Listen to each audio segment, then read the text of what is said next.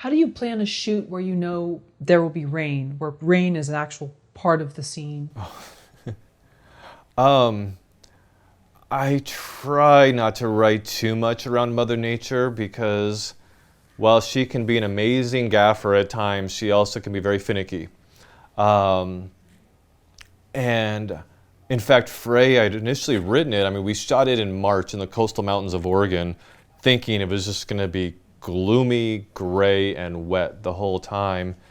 And it was so sunny while we were shooting. We'd go to lunch, and the waitress would be like, "Oh, you're so lucky. It's never this nice in the spring." I was like, "Oh, I wanted gloom. I wanted rain."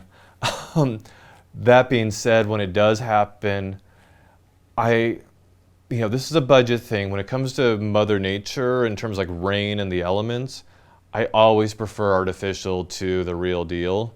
Um, Shooting in the real rain is just, it's hellish. Especially if you don't have proper, if you don't have a huge budget and you have all the proper tents and the proper housing for the camera and all that sort of stuff.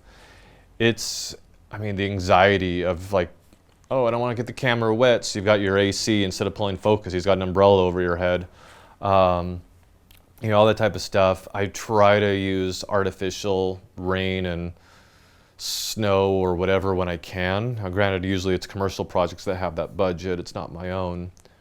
Uh, but even, shooting in Vegas, the best, and Laughlin, the best time we had was August. And August in Nevada is not pleasant. Poor Adishola was crammed in the back of that Prius for 3 nights of shooting in the trunk, monitoring audio and sound while I'm up in the passenger seat shooting it. And we have no air conditioning on because it's 100, for audio, but 115 degrees outside.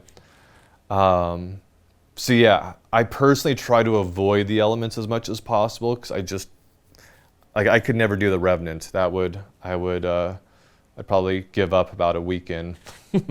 I know some filmmakers love that type of stuff. I personally, I prefer, even if it's something as simple as a garden hose for rain, I'll use that. Put your thumb over it, have it far enough away, get the rain, use some post effects to kind of gloom it up a little bit and add some depth to it.